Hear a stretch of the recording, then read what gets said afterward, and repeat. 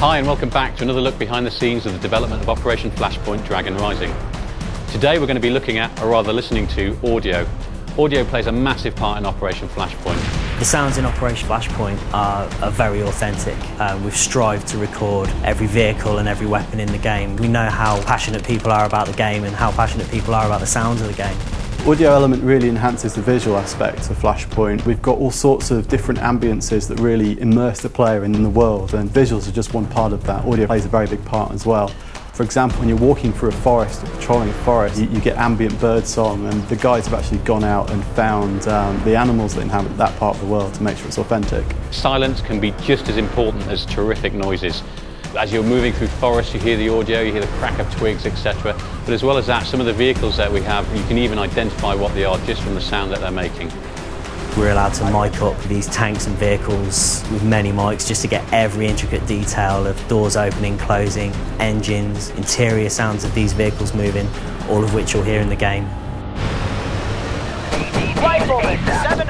We use audio as a tool in Flashpoint. It lets you know that you're under fire. It lets you know where the fire's coming from. Audio plays a vital role within every mission in Operation Flashpoint. It's really important to dictate the mood of what's going on, whether you're hearing very long distance gunfire and combat to know where particularly large engagements happening, or whether you're using it to cue in where the enemy are located for spec ops missions. Artillery is one area where the audio really helps the visual aspect of the game. When artillery shells land across the valley, you actually get the sound delay. So you'll see the flash, you'll see the explosion, and then we model the speed of sound, so the actual shockwave and shake as the bass kind of hits you from the explosion.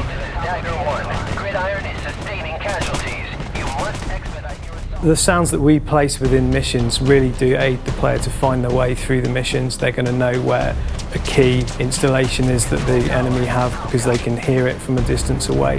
They're going to know where quiet areas are away from forces because they can hear crickets chirping. In Flashpoint we use audio to really enhance the immersion the player gets from being in certain situations. So when they enter a building, gunshots feel louder, explosions sound more muffled if they're happening outside.